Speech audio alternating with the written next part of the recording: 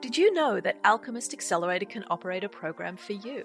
Welcome to Innovators Inside, the podcast for people working in corporate and government innovation. Brought to you by Alchemist X, the corporate services division of Alchemist Accelerator. Here you'll follow me, Rachel Chalmers, head of Alchemist X, as I talk to the industry's highest achievers and most compelling thought leaders. These are fly-on-the-wall conversations with leading practitioners in the field. They'll share their lessons learned so that you don't have to go through the painful experiences that they did. So sit back, relax, and get ready to level up. And now for something a little bit different. Today, I am excited to welcome Dr. Demetria McNeal, Assistant Professor of Medicine at the University of Colorado, to the show. Demetria's career has taken a unique path. She has an MBA from the New York Institute of Technology and a PhD in communications from the University of Georgia. She's worked at Johnson & Johnson and the VA and is a certified spin instructor. Today, her focus is on helping healthcare professionals and leadership teams develop and implement adaptive, sustainable strategies that produce results that address inequities in care delivery. These strategies oftentimes require creative, disruptive, innovative, and unconventional ideas. Demetria, thank you so much for joining us. Thank you for having me. It's my pleasure to be here. Why is it so hard for healthcare organizations to deliver equitable care to all of their patients? You know, that is a great question. And as long as we are actively seeking to answer that, I will be employed for many, many years to come. Job security, love it. Indeed. What I will say is because it is such a complex question to try to answer. First of all, when you just think about the healthcare system overall, the foundational premise, right, is to serve all. So inherently, we think that's what's happening. But interestingly enough, it essentially serves as a place that people go to the degree that they feel that they need health care, health assistance, attention.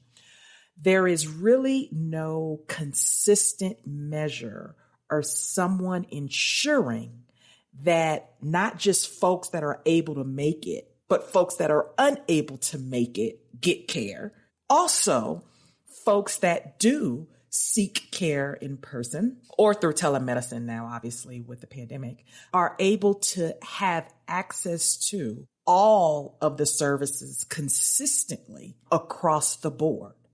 And it's just a very complex issue to try to narrow down in terms of who has access to what, for one, and for two, why are there such great disparities between folks that are seemingly in the same place, meaning in a healthcare system, but experiencing very different results, outcomes, and interactions with the system.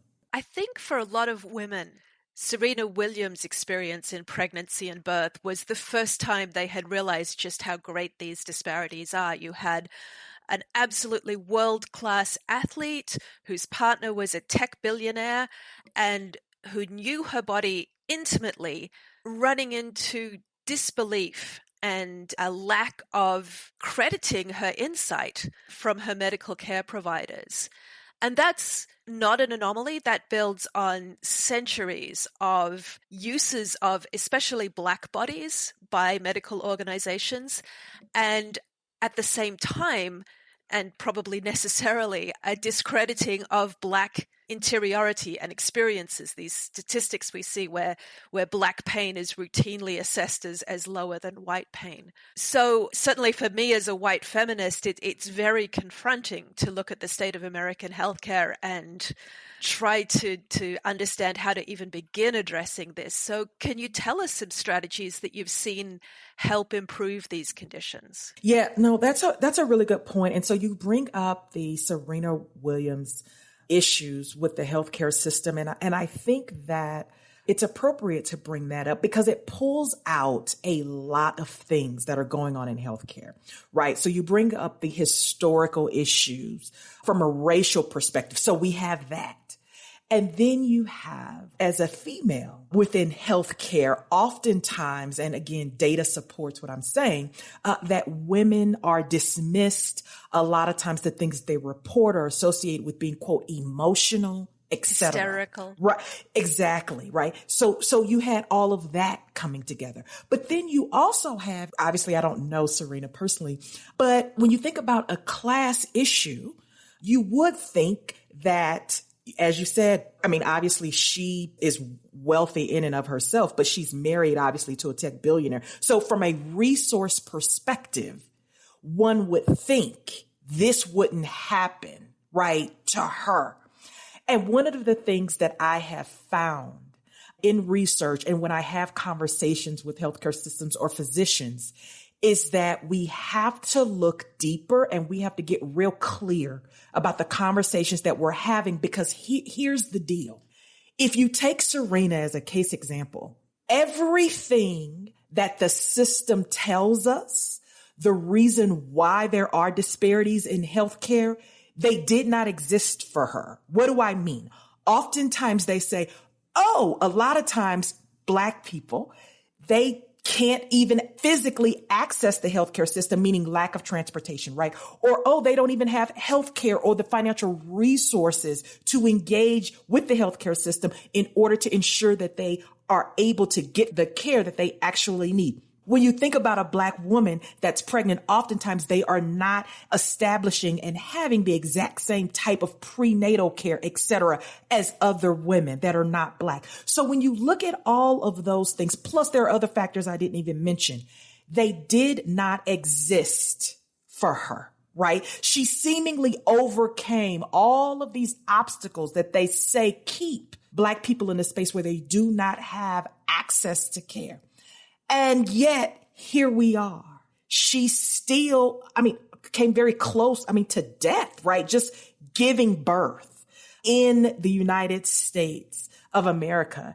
And so when you look at it from that perspective, there has to be a very deeper issue at play here in terms of why this happened, for one, but for two, how it has been able to happen over and over and over again, right? It is a part of the system. So when you ask, how do you kind of get into a healthcare system? How do you kind of make these kind of changes? I think that a healthcare system is not dissimilar from any other business when you're talking about having a change in culture. And specifically around healthcare, it gets touchy, and sometimes people can take particular suggestions as a personal attack. And that's really not what's happening. I think first, for a healthcare system, you have to establish that a problem exists, period. If there is not consistent buy-in that, for example, as an institution, we are not delivering equitable care. You have to get everyone to agree to that. But here's the caveat. By agreeing to that, we are not assigning blame. We are not pointing fingers. We are not name calling. We are essentially saying, as an institution, we can and we should do better. And in order for everyone to sort of agree to that, then you are at a point where everyone is sort of willing to come together and be able to say, okay, what can I do to help? How can I improve this overall system? And again, that starts, though, with identifying what are the weaknesses? Where exactly have we fallen short? But more importantly, what are the things that we can identify that we absolutely can change? There are some things at a hospital level that just cannot be changed from healthcare providers. And that's okay. We have to be able to identify those and accept this isn't something we can tackle. Some of this stuff is policy, right? Some of this stuff is social. Some of this stuff is culture. Some of this stuff is political, right? Like, we get all of that. But you still have to understand the totality of how we got here, because I think that that gives you a perspective about where you need to go, but also appreciation for the fact that everyone is in fact not getting equitable care, which is ultimately what you want to be able to do. I think that's a really intelligent description of both the problem and the way forward. The challenge is healthcare providers typically come to the field because they want to make a difference and they want to do good and they want to think of themselves as good people. So telling them they're racist is not going to make their day any better and it's not going to inspire them to change. But telling them that they're in a system that's falling short of what it could be, that is a positive message. That's an aspirational message, and it frames the question in a way that gets under some of our cognitive biases as white people, where we like to think that we have all of the answers and we have science and we have quantitative measures that lead us on the right track. Because a lot of these subtle things, as you say, miss those measures because the measures were put in place by white people framing white problems. Rachel, I really like that. I think that you bring up a couple of points that I'll extend upon when you said, no one wants to be called racist. And I'll say this, and this has just been my experience when I oftentimes speak with doctors. And I always say, let's just have a conversation. Anytime, in my experience, anytime we bring up sort of health inequities and things like that, there is a degree of sort of anxiety and anxiousness, right? And I think part of that could be because of prior experience, right, with dealing with these issues. But I oftentimes say, listen, we are not here to identify or call anyone a racist. That is not why we are here. We are here to say, as a system, we can do better and we can be better. At the end of the day, everyone deserves access to care equally, period, right?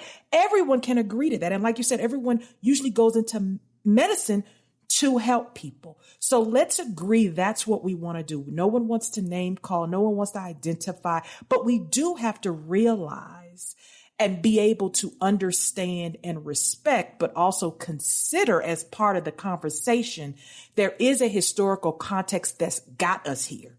This is not a moment to rehash that, right? So we're not going to go back through everything that went on that got us here. What we can do, though, is say right here in this moment, this is what is happening in our system, and it is part of the shrapnel. It is part of the dangerous effects of what did happen in previous years. And because we can identify that and realize how it has manifested so many years later, we have the power, right? We have the agency to say, we are going to face this.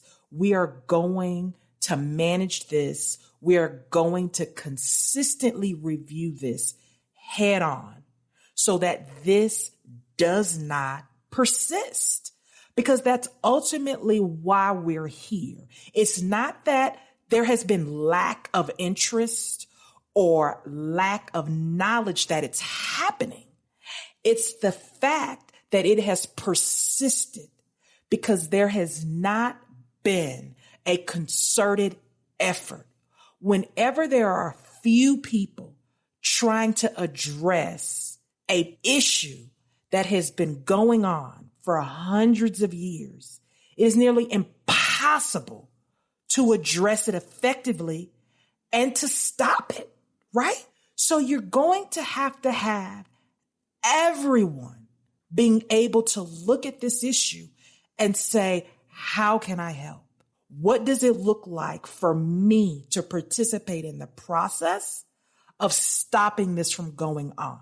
Having said that, again, that creates a very large task for a healthcare system, for a doctor's office, for a community clinic to take on, because it requires you to look at what exists. So you're going to have to get a pulse for what is working effectively and what is working not so effectively, right? But then you're also going to have to be real clear about the responsibilities and the jobs that are required to address it and ensure that everyone understands what those roles and newfound responsibilities are, and that everyone is accountable, right? Because in my experience, unfortunately, whenever you deal with these issues, they have been handled almost as a punishment, right? Oh, somebody did something. There was an incident. Something happened. Oh, so now we have to sort of go to this class. And so because it's been treated episodically and seemingly in some instances as a punishment, it hasn't really been considered as a part of how we serve the patients, because that's absolutely what it is. It is a part of the service. It is a part of the care. It is not a one-off. It is not a form of punishment. It is not something that's done episodically or when somebody thinks about it. It has to become a part of who we are as a healthcare system. The parallels with my own field, venture capital, are really striking, and maybe nowhere so much as in that sense that even having these numbers looked at is a punishment. 4% of venture capital goes to women, and when you look at Black women, it's more like 0.4%. But you raise this in industry forums and people say, are you calling us racist? And when something like the Ellen Power trial boils up, everybody gets diversity training and they trudge into it feeling like it's a chastisement. And that's not the way we create systemic change. You're right that we have to fundamentally change how we approach these interactions. And again, in venture, there's the opportunity to identify founders we're not looking at right now who could create huge new businesses. What frustrates me is all of the potential that we're leaving on the table.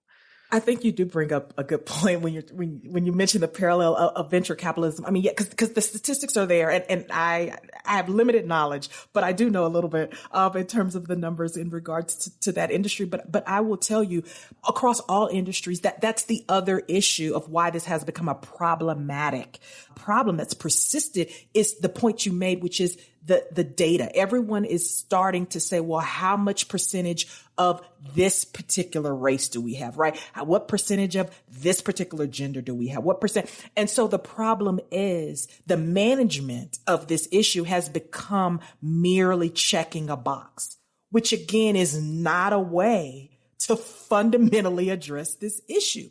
But it's what we've had in the past, and that's fine.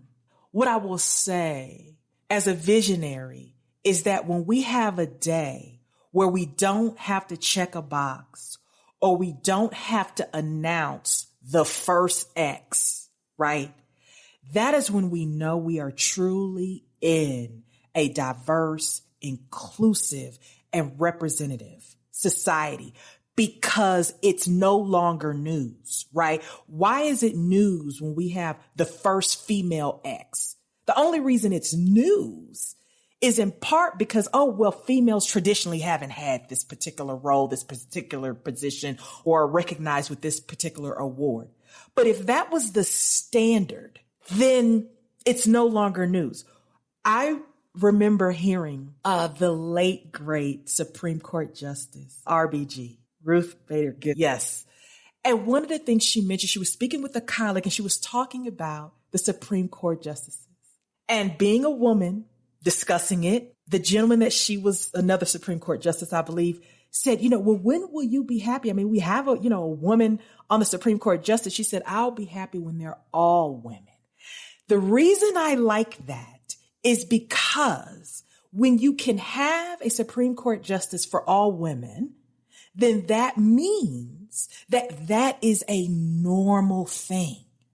Let me give the caveat. I am not making a political statement. I am not saying we should have all female Supreme Court justices. Not a bad idea. But I'm just merely expressing the point that when having all people be able to function in society in whatever role they are best fit for, then that is when, right, we are all truly inclusive, when we are all truly accepting, and when everyone really has access to equal opportunity. And that's the same thing in healthcare. When we can have a 2, 3, 4, or every single patient that presents with a particular disease, and they are able to go to all the same specialists, receive all the same medication, be able to receive all the top-notch care. When all of that happens, that is when you have a healthcare system that truly is for all people.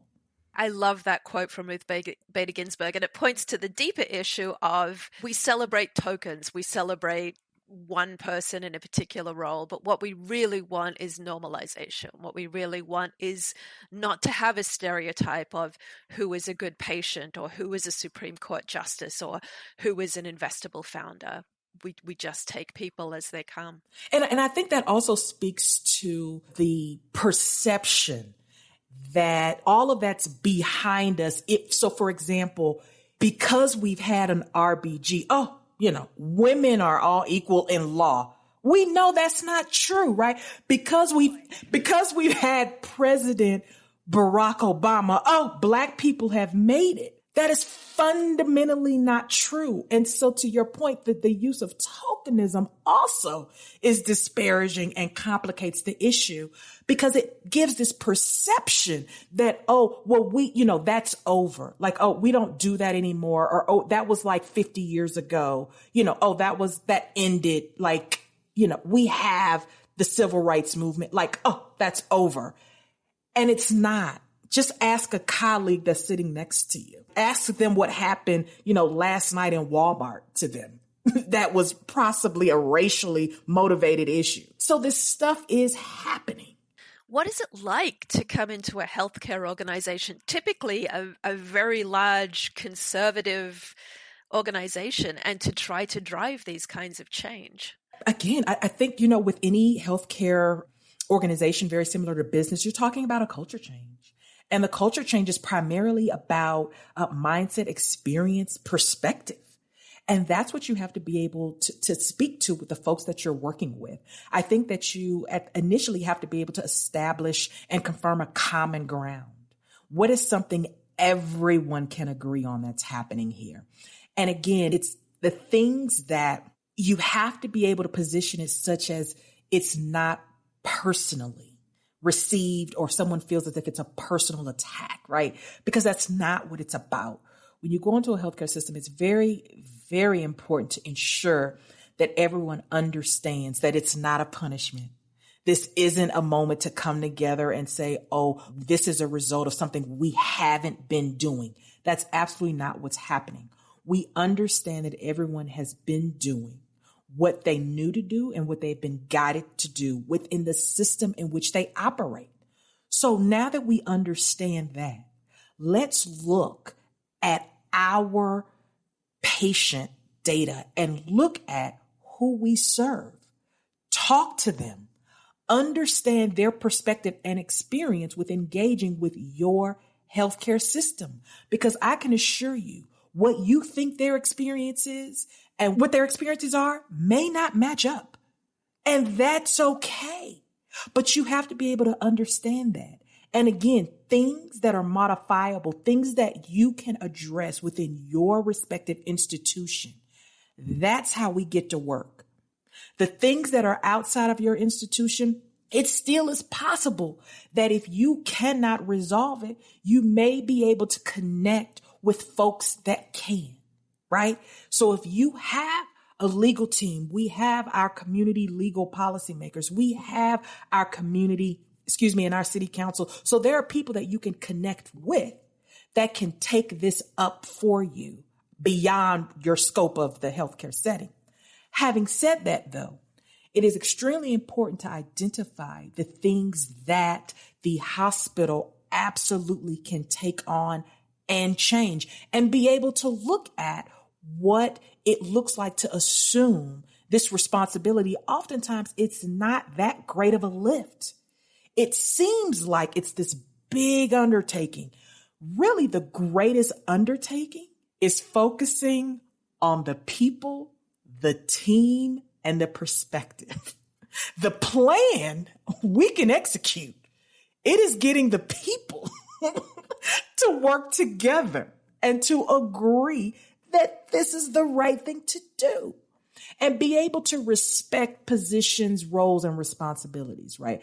But also having a understanding for how this affects the internal healthcare system, right? So in healthcare, oftentimes people do not want to address the business side of healthcare.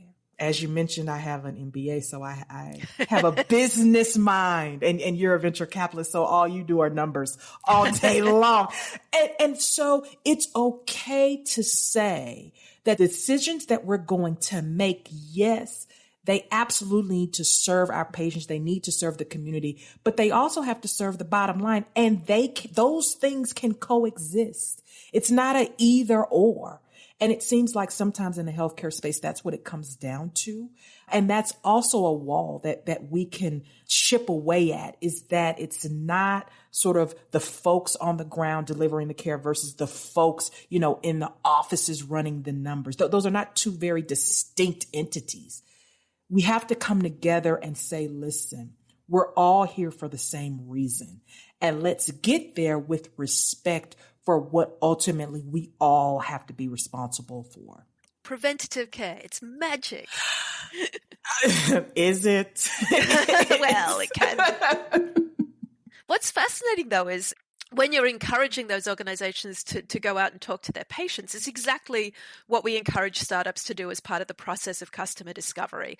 And when I learned about human-centered design, I fell on this with glad cries, because customer discovery, as we run it today, is a way to make qualitative research perceivable by quantitative organizations. It's a way to get those human factors and expose them to an organization that thinks in numbers, as you say. So it is that bridge between the soft sciences and the lived experience of people's reality and how an organization needs to be able to function in order to live. So have you found that transformative effect that I see with my startups when they conduct really good customer discovery? Yeah, and I am absolutely familiar with the customer discovery process. I teach that in an entrepreneurship course that I teach on my campus. So completely understand that. And that's absolutely what we're doing with hospitals and with patients, is that you have to be able to have the connection between the data and the patient. Why do I say that? Because it's so easy to see a number as just a number without realizing that there are patients, there are families, that is someone's best friend, that is someone's aunt that you're looking at on that page, right? And so you have to be able to go and have those conversations and understand what's happening, to keep a pulse on the changing dynamics of your patient population. One of the things you mentioned in the customer discovery process that I think is absolutely key and happens in the healthcare setting. The reason why it's really important to not just do this one time, but to ensure that this is built in as the way you do business, is because everyone's circumstance is changing, right? The one thing that's constant is change. And nothing has taught us that more than the past year and a half experiencing and living in a global pandemic, right? And so when you have patients who, for example, in 1 year may absolutely have healthcare coverage, a vehicle, a home in which they live, a job, they may have all of this within 6 months. It's very possible they could have experienced job loss of healthcare insurance. A spouse could have died, right? Things happen, and they can happen so quickly. But if you do not understand that, then you are still functioning as business as usual. And oftentimes what ends up happening, unfortunately, is that we attribute the poor outcomes of what's going on with healthcare to the patient. Well, they were unable to, or it's their fault they didn't, or, well, they didn't get this prescription filled when I wrote it for them, right? And so again, that gets into the blame game. And so what we have to be able to do is remove blame and finger pointing on both sides and understand that both contributed to the problem. The healthcare system has things that they've done. Equally, the patients, right? Oftentimes, patients will not share things that are going on in their life. And there's a host of reasons, which can be a whole nother podcast about why they do that, right? They may not share my insurance has changed, or I don't have insurance, or that my spouse just recently died, or I've experienced job loss. They are certain things that they may not divulge during that medical visit, which really are pertinent to what's going on in terms of managing their care. And so those are the things that can help the healthcare system better help them. So if a healthcare system understands that a patient's financial circumstances have changed, there are resources to help, not just from a healthcare perspective, but from a pharmaceutical perspective, right? From a medical perspective, there are resources aligned for that. But if no one knows, then it's difficult in order to help. Right. So, I think everyone who's involved and engaged with the healthcare system is responsible. Everyone. So there's no finger pointing. There's no blame. If the system is broken or it has fallen apart or it's gone off the rails, everyone has to look at how did we get here and how did everyone contribute to it being here? But more importantly, how do we take up a role in order to stop it from happening? How do we get all on the same side, where the same side is the best patient outcome? Right.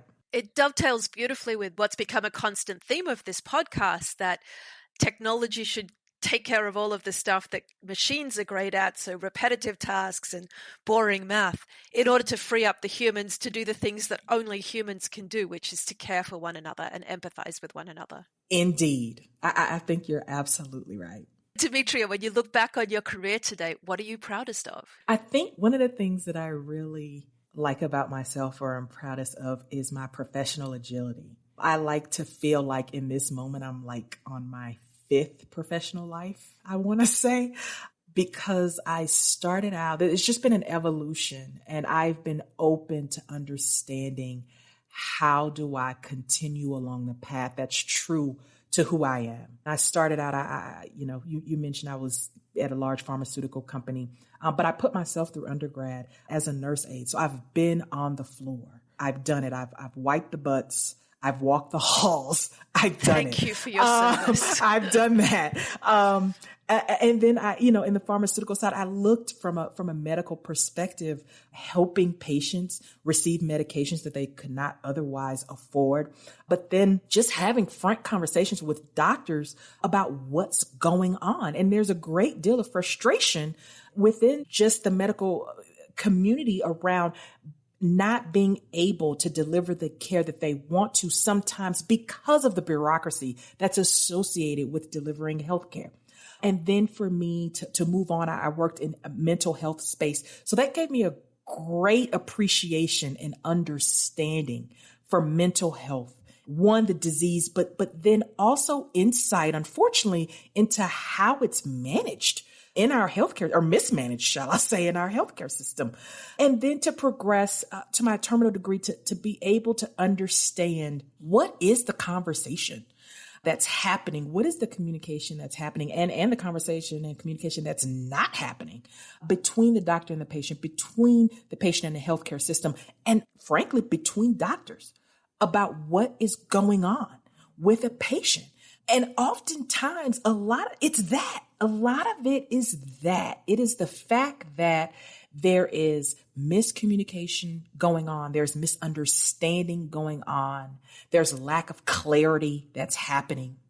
And it's everywhere. It's everywhere. And so there are a lot of ways to tackle the issue. And I like the fact that I just have a very diverse perspective and experiences that usually inform the way I'm able to have a discussion with a doc, with a patient, with a healthcare system to give new insight and perspective.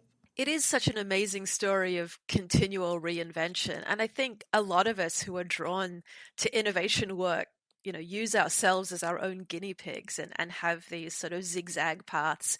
But I liked what you said about staying true to your values and getting closer to what you're passionate about. I think it's really important as you navigate through those different roles to identify what feeds you and what brings you joy and what gives you that deep sense of meaning, because that gives you the sort of retrospective, all of those apparently random career steps making sense.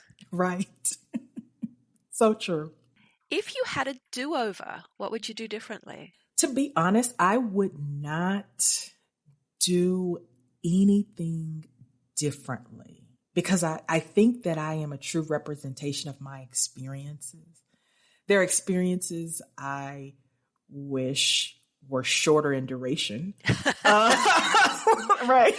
That lesson has lasted long enough. Yeah. I think that there are things I felt I could have moved on from earlier or, but if anything would have been changed, then that would have changed the outcome in terms of where I am now. Right.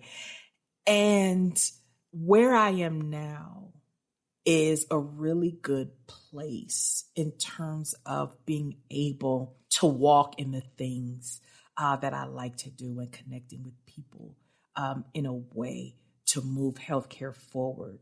So I really am a composition of experience, good and bad, long and short, that have happened, which have allowed me to sit where I am now.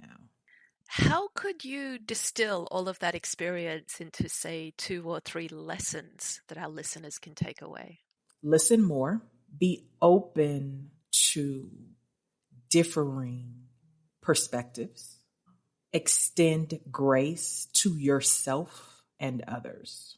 That one's hard. It is. It is. Demetria, how on earth do you avoid burnout? So, burnout has been a buzzword now for the last few years, and everyone's trying to tackle it and understand it and eliminate it.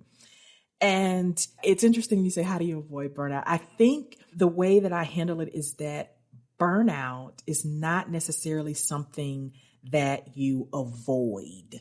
Meaning, to me, when you hear avoid, it's almost as if, well, I have, the perfect recipe, and this is what we do.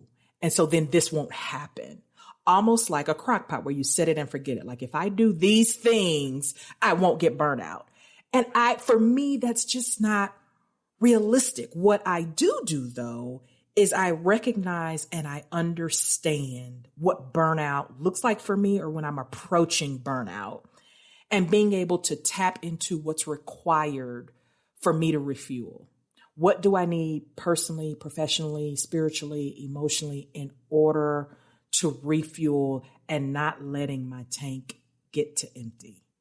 Being able to understand the warning signs and being able to say, oh, I am reaching a point where we're getting dangerously low. And you can understand that if you have heightened anxiety, sleeping patterns may have changed, you're anxious, short-tempered. But those are my personal, that's not a recipe for anyone else.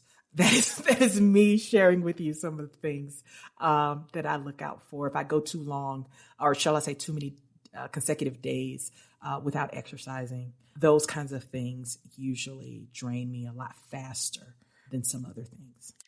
That's a really interesting perspective because I've likened burnout to concussion in that it's cumulative and you're much more vulnerable to it after the first time.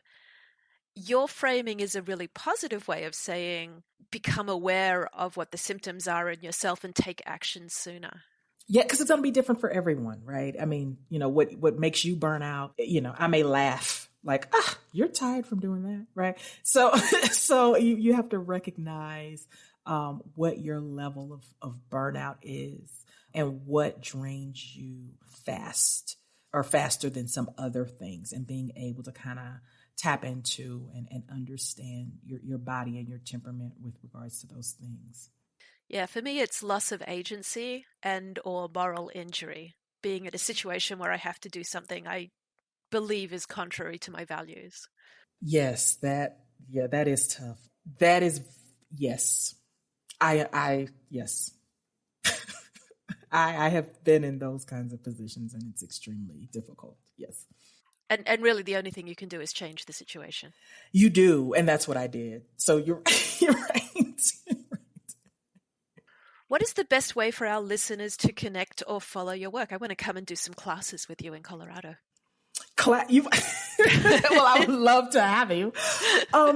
So a couple of things. So in terms of the way to connect with me, I can give you my email address, because I'm actually in the process of working with someone we're going to establish my whole social media footprint and all that kind of stuff from a research perspective. So that's in the works. But two things can happen. I can give you my email address, which is DEMETRIA.MCNEAL this is all one word, CUANSCHUTZ.edu. And that is an email in which you can reference me. Once my media is all established, I can actually ensure that I connect with you all to make sure that you have access to that to give to any of your listeners if they're interested. I'm not sure how large of an audience you have, but if anyone would, I figured, the thing is, and I am going to, this is the first time that I've done this, but I'm willing to do it for your audience in case someone really wants to reach me or to work with me. I was listening to the CEO of Chick-fil-A, and he was giving a great presentation. I mean, this is obviously pre-COVID, in a massive conference center, and it was time for Q&A. And he said, it's time for questions and answers. I want to hear from you. And he gave them his cell phone. And right then he took questions from everyone who, pinged questions to his cell phone right in the meeting. And so I will extend that offer to your listeners. This is my direct cell line. This is a real number that I'm giving to you. It is 520-250-5606. You can shoot me a text if you would like to chat, to at least let me know who you are, or you can call directly. And if I don't answer, definitely leave me a message and I will get back with you. That is a power move. We'll be sure to include both of those in the show notes. But listeners, you won't get a better offer than that. What does the future look like for you personally? You mentioned you're standing up some social media. Is that a prelude to a bigger public debut? Somewhat. I am really establishing my research in a manner that it will not only be highly disseminated, but open to partnerships to be able to expand the work. I'm not sure if you're familiar, but there's a long-standing fact within science that's pretty amazing, that there's about a 17-year lag between a scientific discovery or innovation actually reaching the greater public and community space. And that, especially at this stage in this year, until we can stand up and just say as a group, that's unacceptable. We have to be able to get the help, the discoveries, the science to people a lot faster. And we saw that in this pandemic. We saw that with the vaccines. Obviously, that's clinical in nature, but even non-clinical discoveries. We have so many things from an in-health perspective. We have so many things from an intervention perspective that are at the patient level, but also at the hospital and the systematic level, that we need to really be able to introduce a lot faster into the systems in which we work. And a lot of it can be avoiding folks that are recreating the wheel over and over and over and over again. It's being able to identify what is absolutely working well and understanding what scaling that looks like, being able to understand what implementing that at a local level across a variety of contexts look like. And so you're right, it's a bit of a precursor in that my work will begin the initial process of being able to have consistent engagement with not just the academic community, but with the communities in which we live. Being able, you mentioned, getting the stories from people. So being able to understand that I am someone that is approachable. Oftentimes in science, people feel like, oh, it's confusing. I don't understand.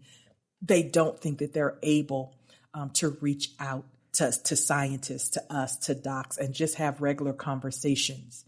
And I am here in positioning myself to say, yes, let's have those conversations. That's the only way the entire system gets better, is if we continue to have the conversations and have it without the idea that there's some hierarchical system that they have to function in that they don't understand.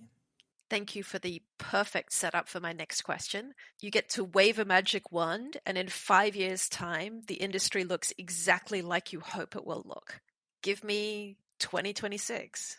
I think that the healthcare system, the folks that work in it, would be representative of the communities that they serve. It will be diverse, and it will look like the people that they serve. More importantly, everyone that receives care there will absolutely feel that they are receiving not only the best care that they can receive, but their care is no different than anyone else that's coming into the system for whatever bias that they previously have experienced. I also think that it would look like a space in which we've had very, very genuine conversations with health insurance organizations to really understand and identify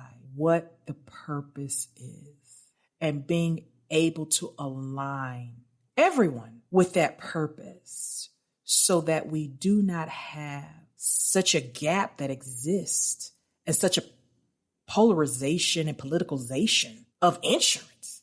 Something as simple as healthcare insurance. That'll be gone, right? That'll be over. I also think it will look like we will no longer be the country that spends exponentially more money.